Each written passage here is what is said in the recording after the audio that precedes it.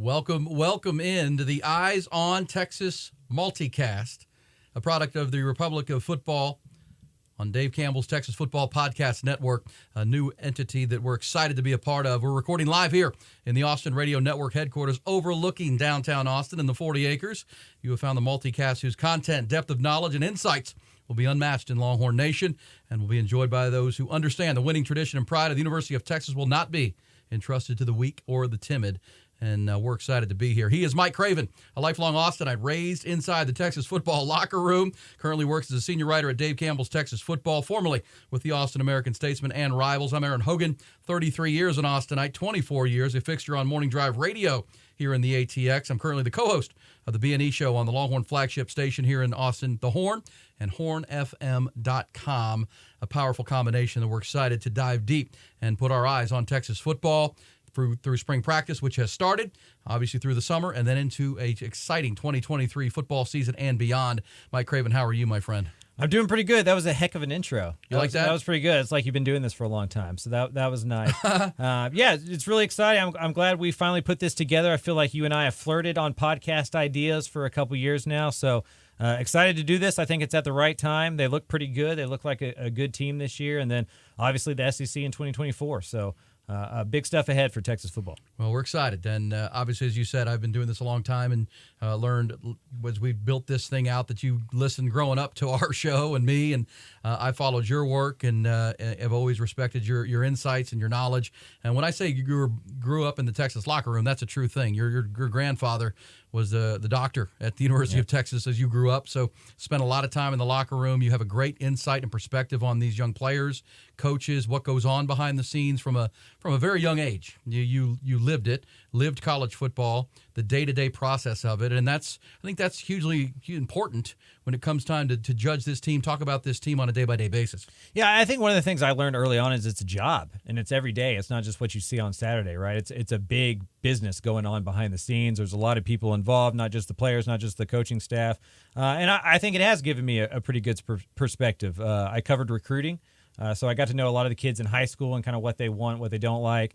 And so, yeah, it's an exciting time in college football, and I'm glad, I was able to kind of grow into it, I guess. Yeah, same way for me. I grew up in Houston, grew up an avid sports fan, wanted to do sports radio from when I was a little kid. Was the weirdo kid watching games, Astros and Oilers, and then listening to the post-game call-in show at 13 years old. Who does that? Weirdo. But, was always the dream to do sports radio. I love the immediacy of it, the conversation about games, previewing and looking back, talking about the dynamics of each contest. Always thrilled me, and I've been fortunate to be able to do it here. But also, as someone who didn't go to the University of Texas, went to St. Edwards here in town, but have been immersed in UT sports, I'm not, a fan per se. I'm around the program. I cover the program. I think I'm able to pull away from it and be objective when criticism is necessary and warranted, which has been the case the last 12, 15 years. But I've also been on the radio through the greatest times in Texas sports history, through the 2000s and Mac Brown and the national championship and the 10, 12-year run that was put together there. So seen the good, seen the bad, and feels like this thing's trending back up. Let me ask you to explain to our audience, and we're excited. We'll let you know how you can find us. We're on YouTube, Dave Campbell's YouTube page, which is exciting. We'll also post it on the Horns YouTube page. We have a Facebook page, Instagram, Twitter, all the ways you can find the Eyes on Texas and the Eyes on Texas podcast moving forward. But this is exciting because you and I, as you said, we flirted with this, you and I, for a while. And then all of a sudden we said, well, let's do it because you've moved back to Austin. Mm-hmm. You've been living in the Metroplex with Dave Campbell's Texas Don't football. Remind me. I know. Don't remind me.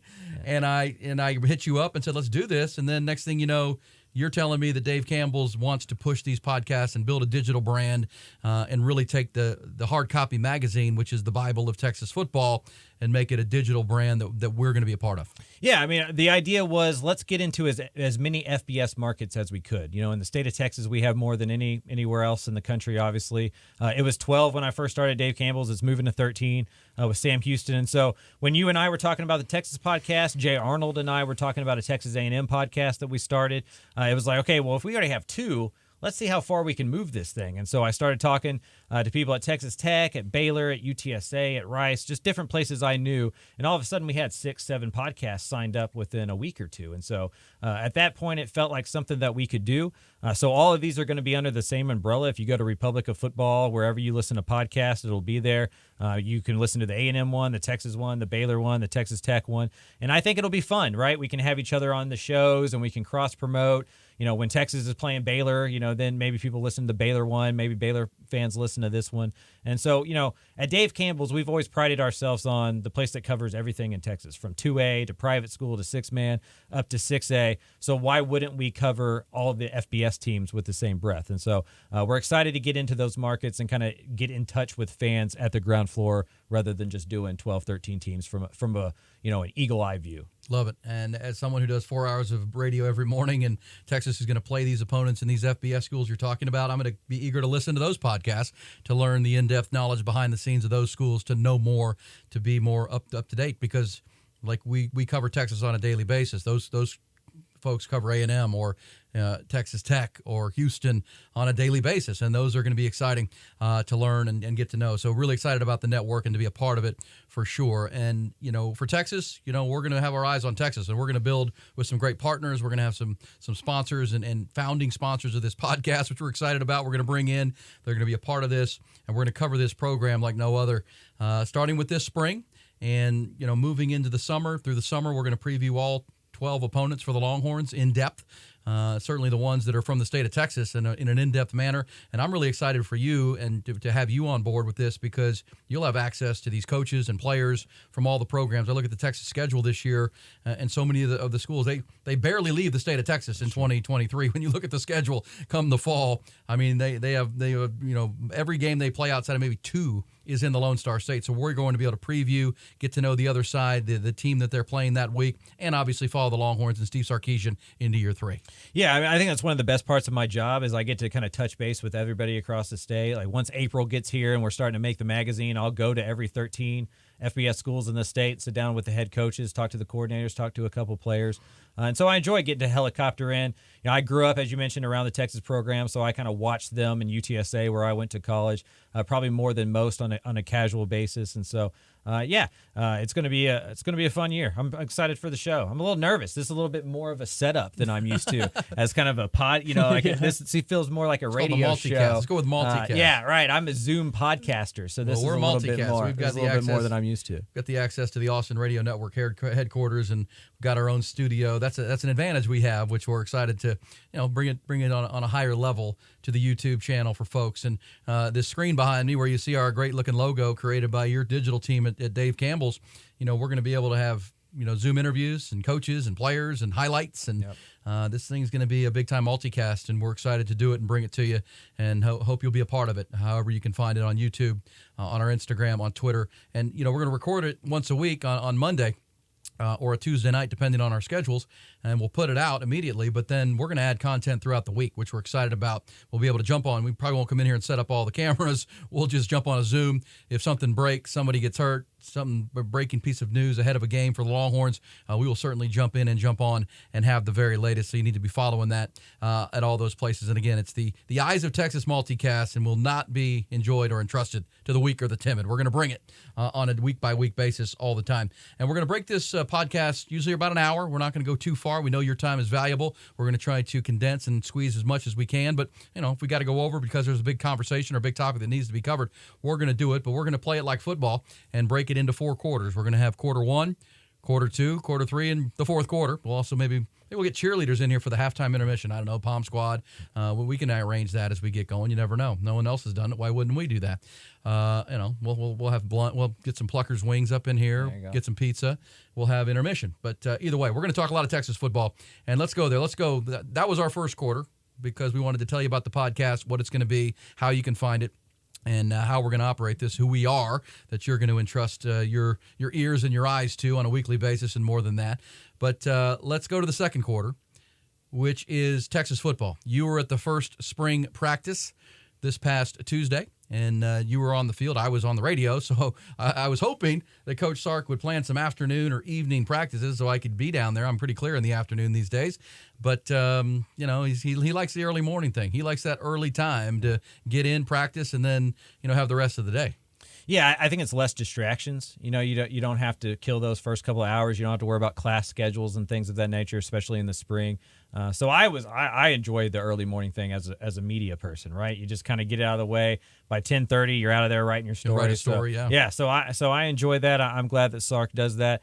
They looked really good, man. You can't tell a lot from a first practice, and they only give us about a 25, 30-minute window where you watch them do a few drills. It's not like back in the good days where you could just kind of go out there and there's bleachers out there and you could just like watch them go at it at practice.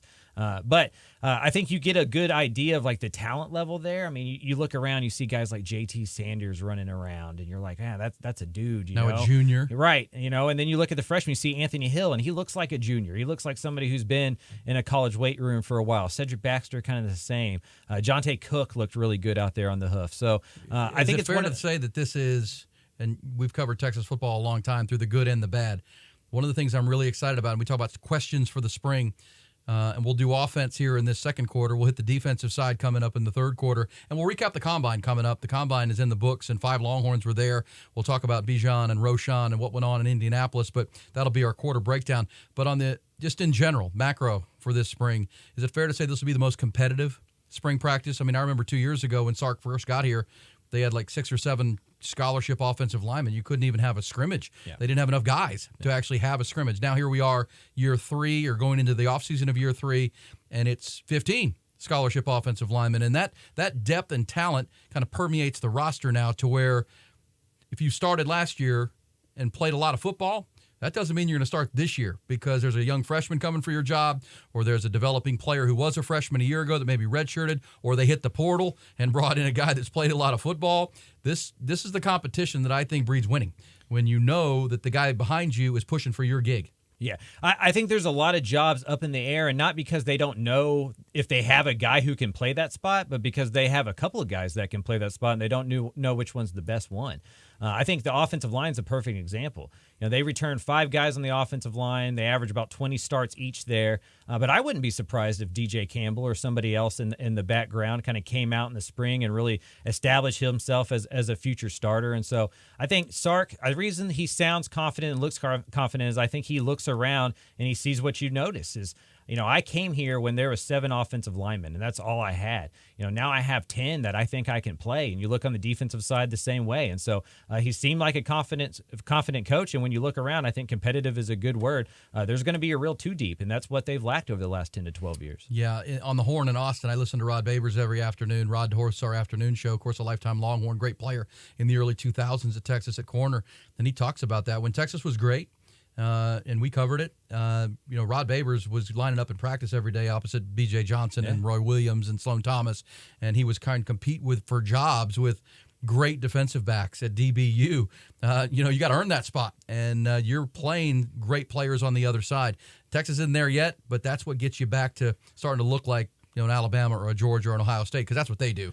They just churn out talent, and the practices become more rigorous and tougher than the games at some level. I mean, I enjoyed going to those practices more than the games usually because there was only 2 that were competitive game-wise, but you went to practice on a Tuesday and that was competitive. And I don't think that's been true for Texas in a long time. Like, you talk to Rod and he'll say, like, practice was much harder than most of those games. And right now that's not the case. I think it's getting back to that. The recruiting's done that. The transfer portal helps that. But they've done a great job developing guys. Like, as somebody who covers the state, you look around the transfer numbers and how much teams are cycling in talent. Texas is doing it organically, even in the transfer portal age. They're cherry picking from the transfer portal as they should do, but they're keeping most of their talent and they're adding it through the high school level and then developing it. And I think that's the word that Texas hasn't had in a long time, and that's develop.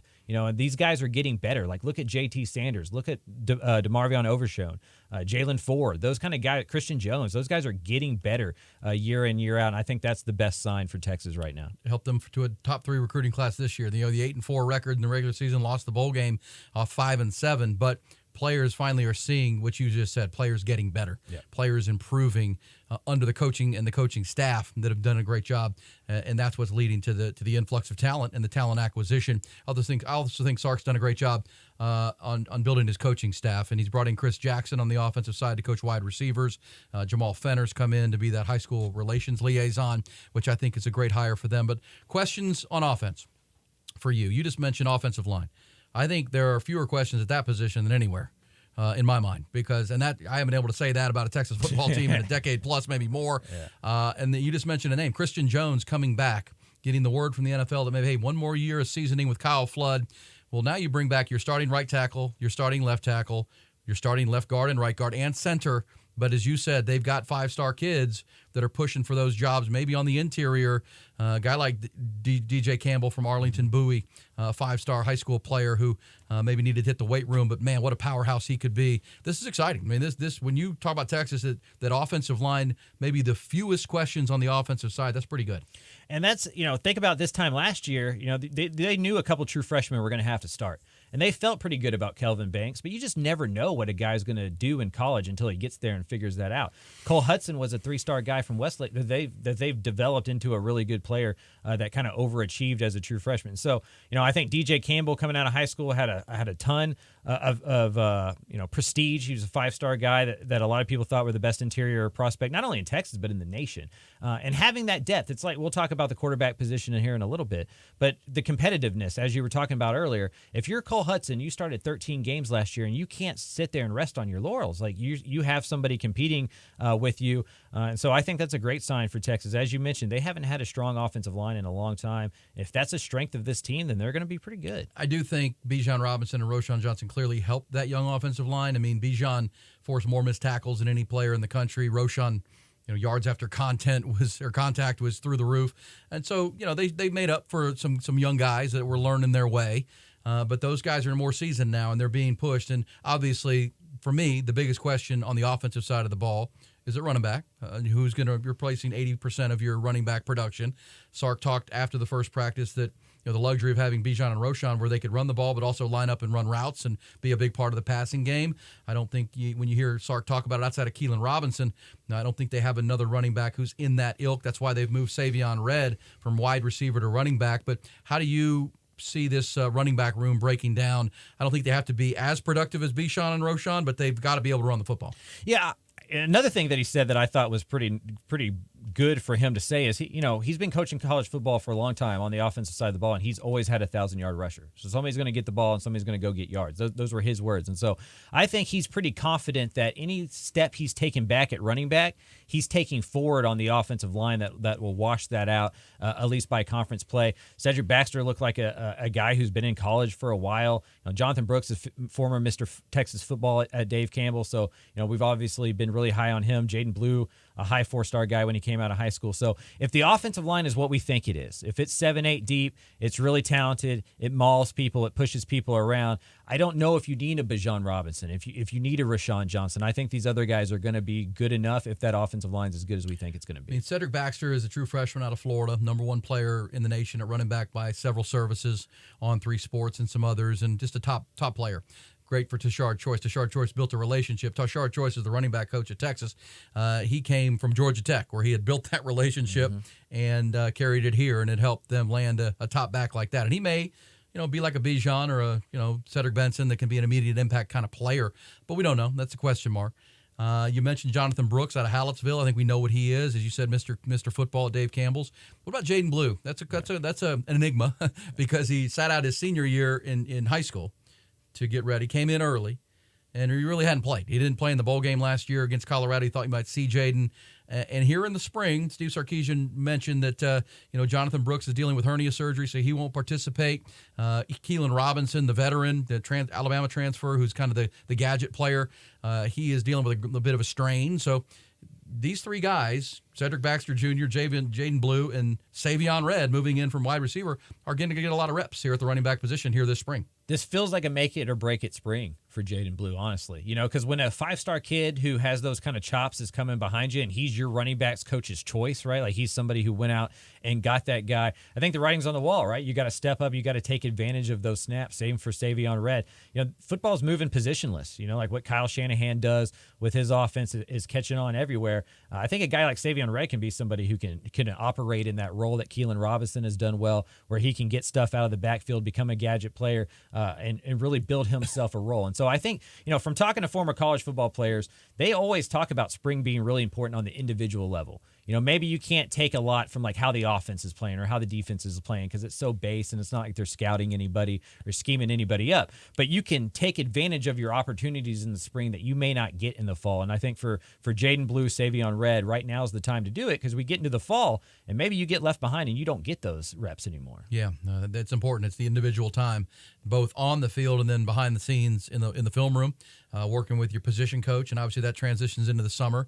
And then, you get back to fall camp. I mean, you got a few weeks of training camp, and then it's time to set your depth chart, start getting ready for a tough schedule for the Longhorns. It includes a trip to Alabama in week 2. They're not going to mess around with, waiting on guys. And I don't think Sark is the Tom Herman that he's going to hide Cedric Baxter if Cedric Baxter's the guy. I think it's not going to take till game 9, game 10 to figure that out. And having covered it now for 2 years, he's made Xavier Worthy was the name you kept hearing. Now Xavier wasn't here early when he got here from California. He came in the summer, but all you heard was raves about his maturity, was coming here to play, work ethic. He was a Steve Sarkisian guy, and he started and was freshman All-American. Kelvin Banks was the name you kept hearing last year. Freshman All-American, started from day one. So when I look at Cedric Baxter Jr., I hear what you're saying about Anthony Hill at defense, the linebacker out of Denton. Wearing 0. That's what you're hearing about those guys. They look the part. They're mature. They're coming here to play. And I think Sark does a good job of selling that on the recruiting trail. Hey, we're going to play you. Yep. If you come in here with the right attitude, you come in here mature, and we treat this like what it is, a profession that you want to achieve and get off to the next level, we'll get you on the field. And I think that is resonating with these players. What is your biggest question, Mike Craven, for the offensive side of the ball over the next 6 weeks? Mine's honestly at the wide receiver position. Like Xavier Worthy, Jordan Whittington, I think we know everything we need to know about. I know Xavier Worthy had an up and down last year, and we can talk about the hand thing and how much that played into it. But who's going to be that next guy? They missed Isaiah Nayor, right? Like he was supposed to be a guy who could be the vertical threat, allow Xavier Worthy to be the intermediate short route guy who can then go do play after the catch. Can A.D. Mitchell, the Georgia transfer, be that? Isaiah Nayor, is he back from the knee injury? Can he do that? Jordan Whittington in the slot is great. Xavier Worthy after the catch, awesome as a route runner. But we saw last year he's not a vertical. He's too small. He can't go high point balls. He can't deal with the physicality downfield. If one of those other two guys can step up, I feel like it frees everybody else up on the offense to do what they're supposed to do. Love that. And I think A.D. Mitchell's the name you mentioned, Adonai Mitchell from Georgia.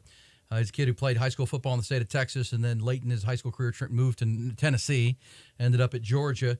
And, everything you've heard behind the scenes about A.D. Mitchell is mature. Like he moved back here because he's got a young child in the Metroplex. He wanted to be closer. He wants to play in the NFL. And at Georgia, it's a tight end based run offense. He caught touchdown passes in the last 2 national championship games at Georgia. We're in number 5, the last 2 national semifinal games. He's played in big-time games, and I think he wanted to be featured more. Let's be honest. He wanted to be featured in a more of a passing offense, and obviously the Quinn Ewers and what Steve Sarkisian's going to do, they're going to push the ball down the field, and whether it's Xavier Worthy back into his role of the kind of the quick game guy, the quickness, and then in the red zone. But A.D. Mitchell's a proven big-time receiver against big-time competition under the biggest lights, who comes in here, and everything you've heard from the coaches is maturity. Like he's here to earn. He wants to go to the NFL. He wants to play in the National Football League, and that's the kind of stuff that can rub off on guys that maybe are a little immature that don't get it. That is a good thing. So I agree with you. It's unproven, but it's pretty loaded with talent. And then I think if you add a name you've mentioned a couple times early here on our Eyes on Texas podcast, J.T. Sanders and the tight end position. Tavion Sanders, who you covered in high school, 5-star talent. Remember coming out of Denton Ryan, wasn't sure what he was going to be. He was just a freak on the field. You see about 3 plays, you're like, who is that guy? And now he's redshirted, was willing to redshirt, mature enough to handle that. Worked on his blocking, worked on being a tight end because that's where he's going to make his dollars on Sunday. And balled out last year and really can be a problem for defenses this year with an improved passing game, more experienced Quinn Ewers at quarterback, these receivers you just discussed, and this dude's a problem. I mean, who do you double? You know, if Xavier Worthy, A.D. Mitchell, Jordan Whittington, J.T. Sanders are out, I mean, who do you roll coverage to? You know, one of those guys is going to be singled up, and they're going to win that battle most of the time. Like, I think J.T. Sanders at tight end single-handedly transforms what Texas can do. Like, you talk to offensive coaches, and, you know, everybody's an air raid offense, but it's air raid plus tight end. And, like, the ability to have a guy who can be a mismatch on linebackers, can be a mismatch on corners, can be a mismatch on safeties, it allows you to do so much. We're talking about positionless football earlier. He can line up in line. He can line up in the flex. He can line up as a fullback out wide. And so he is a weapon that cannot be overhyped, I think, in this offense. And I find it interesting that both the Denton Ryan kids, linebacker Anthony Hill, Jatavion Sanders, wearing 0. Both are wearing 0, and they're both 5-star players.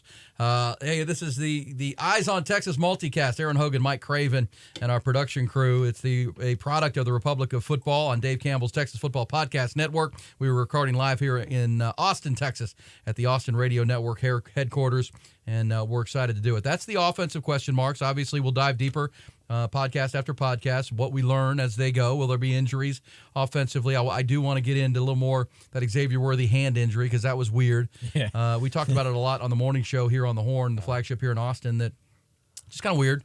There's a lot of questions. I mean, if he had a broken hand for half the year and he was dropping half the passes, is there another player that could have played, that could have caught the ball, obviously? Or if you're going to play him because he's your best receiver and the defenses didn't know, because Sark didn't tell anybody that his hand was hurt, well, why would he be your primary target over and over again when you have guys like J.T. Sanders, Jordan Whittington, we went many a game with not a lot of targets? That's a question for Sark, that, you know, you can't be. The year before, he played Casey Thompson at quarterback with a broken thumb for most of the season, it felt like. So Sark deserves question on that of, okay, I get it. He had a broken hand. He took a lot of heat for drop balls. And, you know, fans are now wondering, that's a weird thing to say.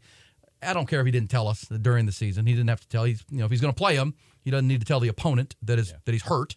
I get that from the cloak and dagger side of things. But at the same time, he doesn't have to be the primary target from Quinn Ewers over and over again. What's your read on that whole situation? I was surprised it didn't come out during the bowl time. Yeah. You know, because that's like an unconsequential game that you're just like, you know, you're trying to win, but like if you don't, it's okay. You know, why not take some heat off the dude? You know, because not only does it explain some of his drops and some of the inconsistency for him, but also with Quinn, right? Because how much were they practicing together? Well, that was my question. And I think that hopefully somebody asked Sark that at the next media availability. Okay, you told us X-Man was hurt.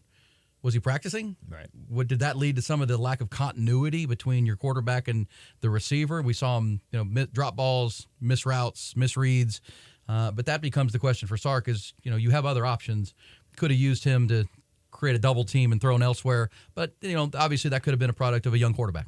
And that's one of the reasons my biggest question mark is that wide receiver position, because it has become Xavier Worthy and pretty much that's it outside, right? Like Jordan Whittington does what Jordan Whittington does in the slot, but like on the outside, it's become Worthy or nothing over the last couple of years. And if A.D. Mitchell, if an Isaiah Nayor can be those guys, then all of a sudden that takes pressure off them. And even healthy, we don't see him get 17, 18 targets. It's one of those offenses where you can spread the ball around.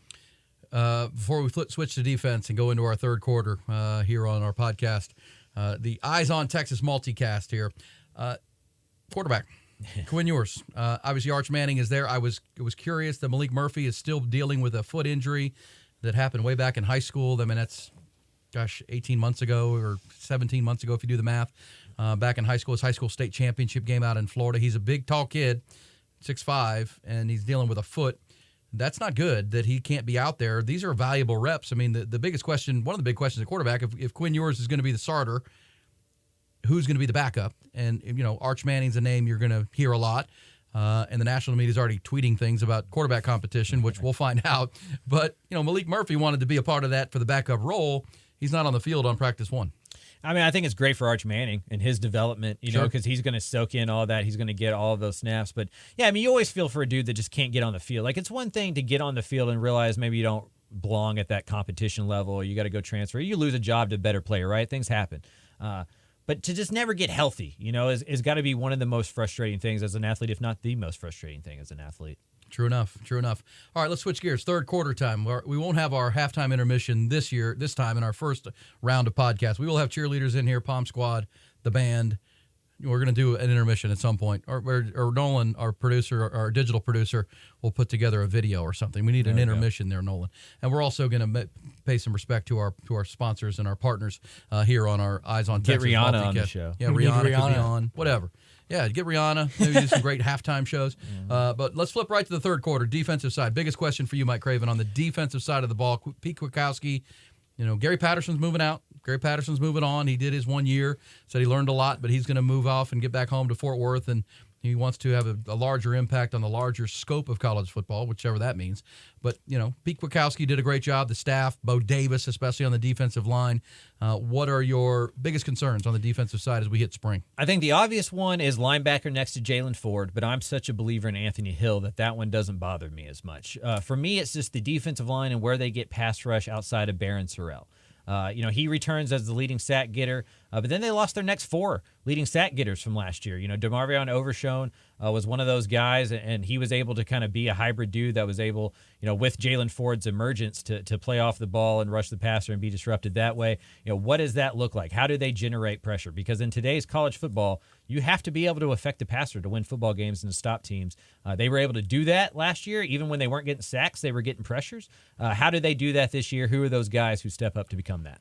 It's fair enough, and Steve Sarkisian would echo what you said. Biggest concerns for Sark entering the spring were passing game continuity with the quarterback, the receivers, and the passing game has to be better, and pass rush. Exactly right, because they led the nation, according to Pro Football Focus, in quarterback pressures last year, but they didn't lead the nation in sacks.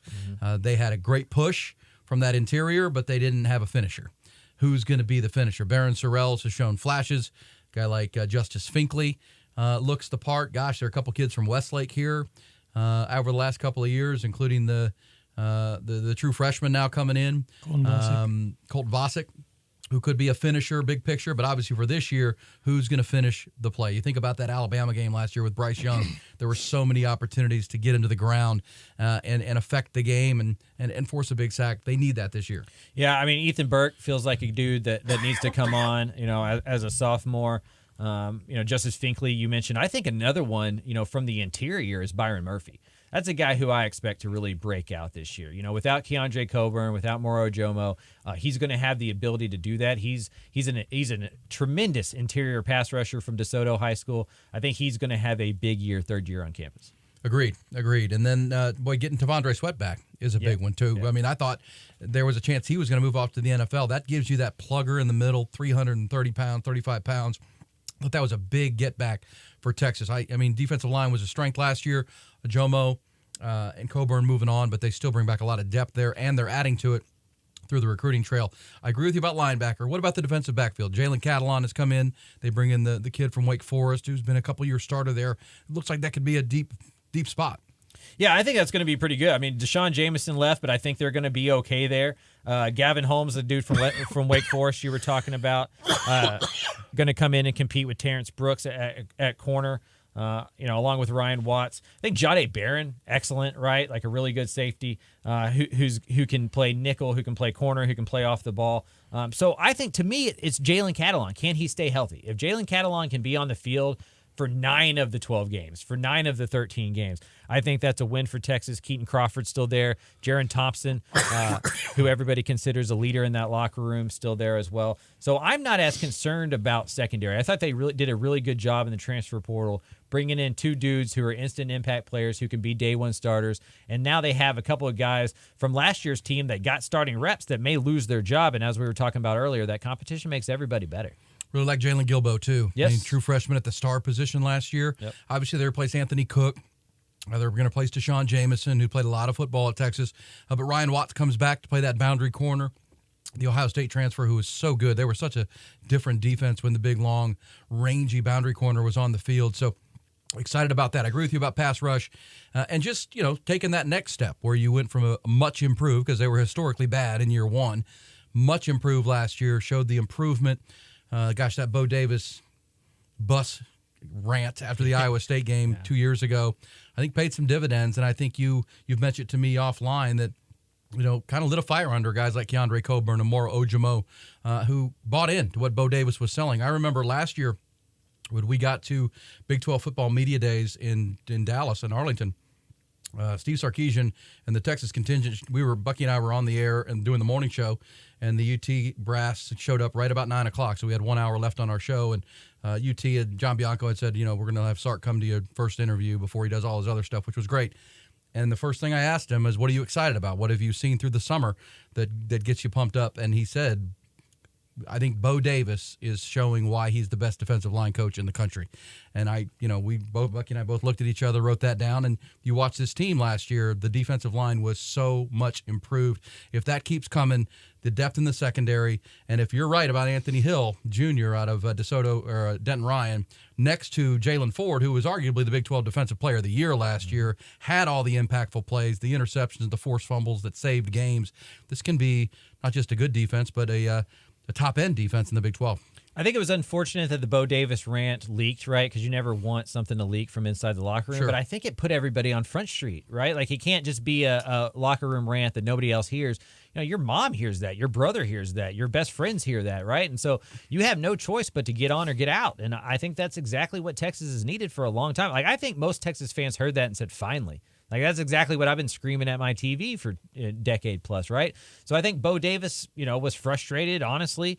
It came out in a way that I think some people outside of football may take, offense to, but I think this is how you talk, right, in those circles. And so I think it's something that they needed to hear. And from knowing some of those guys on the team, from back on the recruiting, I think it's something that lit a fire on it. I think Keandre Coburn's the perfect example. I think that guy really turned it on from that moment forward, and we saw him have a big year, and it's going to pay off with the draft pick. And so now they can go to guys and be like, look, there's the proof in the pudding. You put in that work, and it's going to pay off. You're going to be an all-conference player, and you're going to go get, an NFL combine thing. I think that's just wildly important for this program. Yeah, agreed. And, doing morning radio day by day, 4 hours every day in the mornings, that rant went, viral, was on TMZ and all those things. And I think you're right. I think, the brothers and the dads were like, hell yeah. Right. I mean, I'm watching this same thing. What are y'all doing? Yeah. Thanks, Bo. Thanks for yelling. But that had come on the heels of the Halloween monkey situation Right. and pole assassin. And, it was just one of those weird years. The team kind of checked out on Sark, and guys who were in, guys who were out. And probably a vetting process that needed to happen with a new staff. But I thought you're right. Bo Davis, with all the experience at Alabama, national championships, LSU, it's basically, we know how to do this. You guys have been follow or get out. Yeah. I mean, really, we're not going to lower our standards and our bar to meet where you guys are. It's going to be the other way. And I think we start to see that. And that's where the excitement comes, the competitive nature of this. Let me ask you, because we've talked about them a few times, just for our audience, and because we're going in depth, as we say, the depth of knowledge of this podcast is going to be off the charts, because you not only cover Texas college football, you've covered Texas high school football and recruiting at a very deep level, getting to know these players. Tell us about Anthony Hill. If there's going to be an impact player on defense this year, it's going to be there. Tell me about him. I mean, we've heard about him since he's a sophomore, starting at the highest level of Texas high school football, but just seems like a really special player. I mean, Malik Jefferson, Steve Edmond, those are the kind of guys I think about Anthony Hill in terms of like recruiting profile, and just like can't miss linebacker dudes. A lot like Bajan, right? Where you could put anybody on a field that doesn't know anything about football, ask them who the best football player is. And it's only going to take them a couple plays to point at Anthony Hill. And he's just one of those guys that he looks the part. You go out there on Monday when everybody broke out, you put him in a group of linebackers that are out there that have been on campus for a few years, and you would not know that he hasn't been right alongside them working out on a college campus. He's just built differently. He played running back also at Denton Ryan, so he's absolutely athletic. But it's harder and harder to find interior linebacker prospects in college football, in high school football, because if you have somebody like, a lot of times they play on the edge, right, to rush after the passer, they play running back. But he is a true middle linebacker that can be a sideline to sideline guy that can patrol the defense, and he's the SEC type linebacker that they need, right? Like, he's that physical throwback dude who also has the speed. I'm excited to see what he is in college football, because he's one of the most explosive players we've seen in high school football in a long time in the state of Texas. And at a position Texas has struggled to find. And you say a lot of people struggle to find it. I would also say he was an A&M commitment who, the fall off for Jimbo Fisher and the mess that they had this year helped Texas a lot. And them showing development on this side really helped Anthony Hill, because he wants to play in the NFL. I mean, there's one of those guys that it's a profession for him. And he wants to play on Sundays, and he sees this as an avenue to get there. Also, tip of the cap before we get to our fourth quarter conversation here on the Eyes on Texas multicast, just the linebacker recruiting class in general. I mean, when we talk about what they've done on the offensive line recruiting and the quarterback room recruiting, receiver. But, man, linebacker, to not just get Anthony Hill, but Darian Gillette, who's still dealing with a knee injury, but what an athlete he is. Leona Lafau out of Hawaii. I mean, Jeff Choate and the defensive staff did a great job at that position. Yeah, I mean, they've been kind of piecemealing it together since they've been here, right? Like, no offense to like a Luke Brockemeyer, but that's not the level of linebacker they need starting at the University of Texas, especially as this moves on into a bigger and better conference. And so they're starting to match, what they want to do with the player on the field, and that's going to elevate everybody. And as we talked about earlier, that you drop those kind of guys in. If you're another linebacker on the roster, you have no choice but to pick up your play, or you're going to get passed up by a bunch of kids, and the writing's going to be on the wall really quickly. And so I think it elevates everybody in that room. And like you mentioned, these guys are coming here for a reason. It's not to be here for 5 years. It's to play for 3 years, maybe 4, and go get real paid. And so I think that's good. I think that's what you want in a college program. The days of like trying to keep them for as long as possible are over. Like, you want that churn, because the ability to do that is going to bring more kids in that can do that. And you just keep that process going. He is Mike Craven, the lifelong Austinite, raised inside the Texas football locker room and bringing it strong here on the Eyes on Texas multicast, senior writer at Dave Campbell's Texas Football. I'm Erin Hogan, as we bring our first installment of what's going to be a weekly podcast on top of, or I should say multicast, because it's going to be on YouTube. It's going to be on Spotify. It's going to be all over. Also Twitter and Instagram for our socials, and then continuing content as breaking news develops through the week. Let's flip it to our fourth quarter conversation, and that flips to something you just said. Sark trying to mold this program after what he saw at Alabama with Nick Saban, where, Nick Saban sells the idea on the recruiting trail that, we're going to have NFL scouts at our practices, y'all. I mean, NFL scouts show up to watch us practice, and they are watching the freshmen, and they're watching the sophomores. They know this is the pipeline. Georgia's doing it now, too. Mm-hmm. And and I think you will be, too, on Thursday over at the Pro Day for UT. They're going to have their pro timing day. And I think we're going to see a lot of faces we haven't seen in a while. General managers, actual coaches, guys. And they're not just coming to see the draft-eligible Longhorns. They're going to come look at Quinn Ewers. They're going to come see Anthony Hill. They're going to come look at Kelvin Banks and get to see him up close. That's the kind of program you want to run, where they're not just coming to see your eligible guys. They're coming to keep an eye and get to know these other kids who are a couple of years out or next year out to being in the draft. And that helps in recruiting, right? Because, like, Cedric Baxter's here because he likes the coaching staff, but he's here because of Bijan Robinson. You see that as a benchmark. Like, he is a level of athlete that I am. He went to Texas, and now he's going to be maybe a top 10 NFL draft pick in an age where running backs don't get picked like that. You want to follow in those exact same footsteps. He's got a Ferrari dealership. You know what I mean? Like Lambo. Sorry, I'm not rich, so I can't keep all those together. But your sports car's correct. Yeah. Sorry, whatever F1 car is. But like, I think you see that, and like that's the model you want to follow. Like Babers can talk about that, right? Like those guys wanted, like once it was DBU, it just built itself. Like it just kept rolling over. That's where Alabama's got. That's where Georgia's got. That's where Texas has been. That's where they're trying to be at. The bigger and better these combine results can be, the more guys they're sending there, the more 16, 17-year-olds go like, look, if I go to Austin, I'm going to have fun, I'm going to get paid, and then I'm going to go get really paid. And I think that's how you got to recruit these days. And over my shoulder, you see the Bijan Robinson workout at the NFL Combine this weekend. He will not work out at Pro Day. He's already told NFL Network that. I give him credit. He showed up there. He had probably more to lose than win there, and he balled out. I mean, he ran a 4.46 40. He, did all the agility drills and 215, 220. I mean, he's a big back who ran as fast as some of the smaller guys. So really solidifying himself. And he's going to come here, and he says at the Pro Day this week, he'll support his teammates, talk to teams that want to talk to him. But he is consensus the number one pick. The question will be how high he goes. We talked about this off air, but you covered recruiting, and you went out to Arizona and met Bijan Robinson when he was a 16-year-old kid.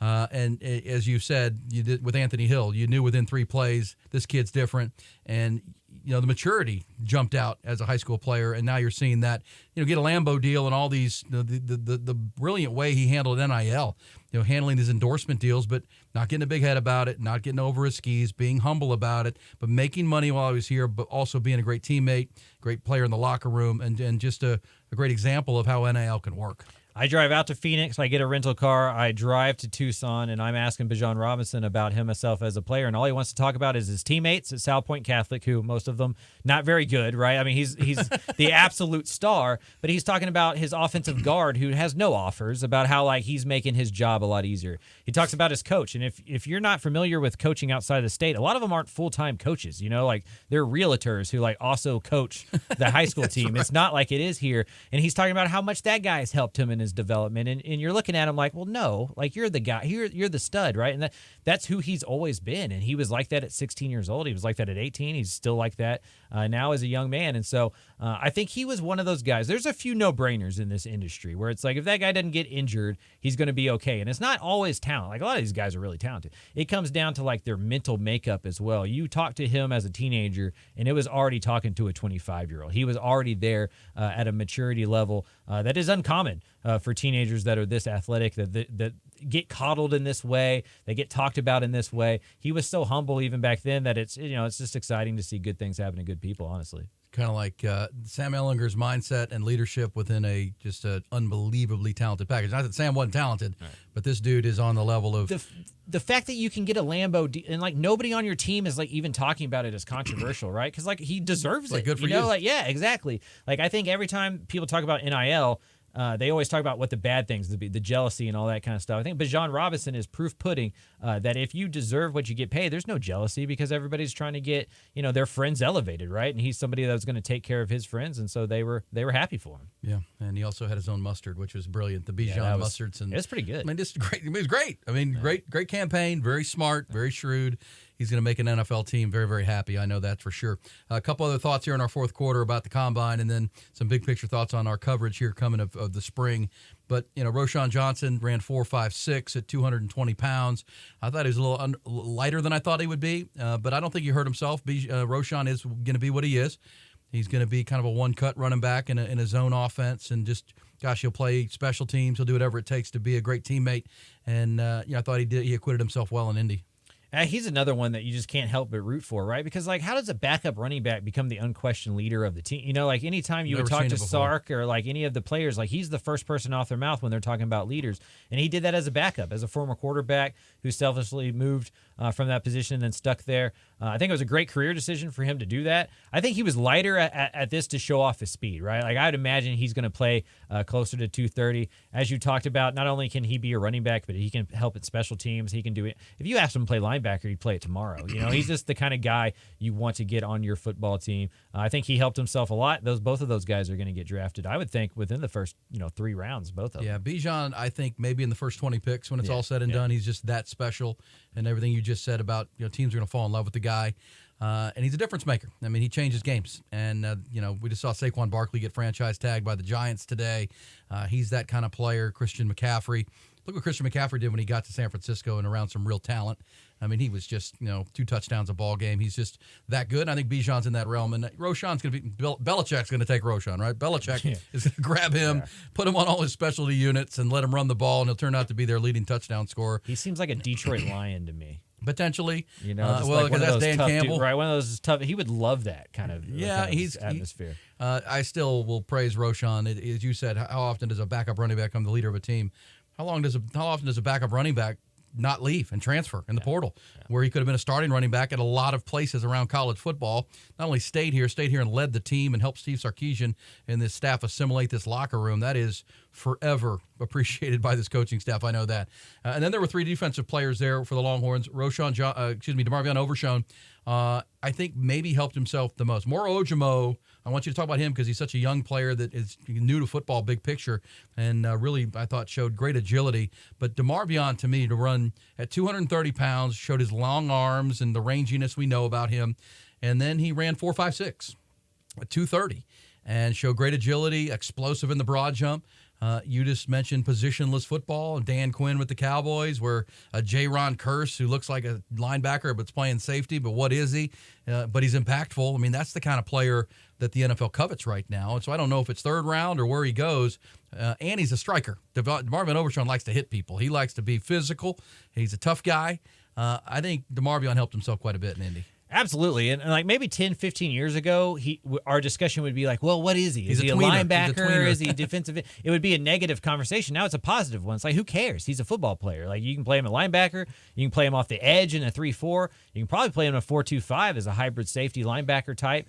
So he can do a lot. He's versatile, as you said, supremely athletic, obviously a former safety, former 5-star guy out of ARP. And he's another one that was just like, You see a guy coming out of a small school like that, and you just have no idea how he's going to take to college football. And it took him a couple years, I feel like, to really find his footing. And once he did and he found his voice, he developed himself, and not only as a player, but as a real leader of that locker room, who I think Steve Sarkisian will point to in a couple years as a guy who kind of helped turn the worm inside the Texas locker room as much as anything else. And Coburn, you mentioned to me that I had forgotten that Keandre Coburn followed Ed Oliver at Westfield High School in Houston. And Ed Oliver was a stud who went to Houston, and he's playing with the Bills now.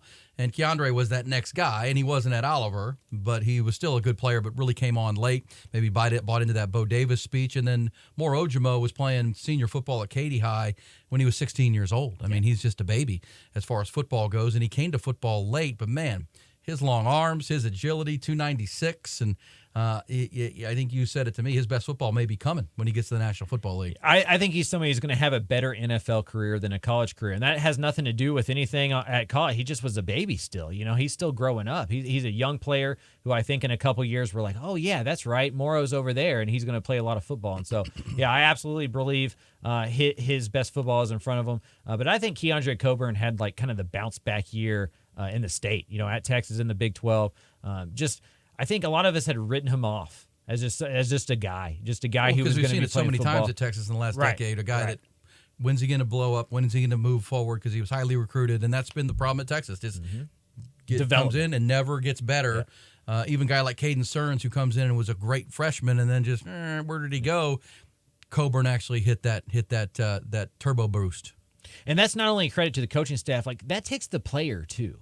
This isn't a video game where you get to decide that for those guys. Like, they have to take that on himself. So, like, good on him for taking that help, for taking that criticism, and making himself a better football player. And it's going to pay off with a roster spot. Agreed. I think they'll all 5 get drafted, and maybe in the first 5 rounds, maybe 6th round for Coburn, and we'll see. I think Bijan's a first-round draft pick.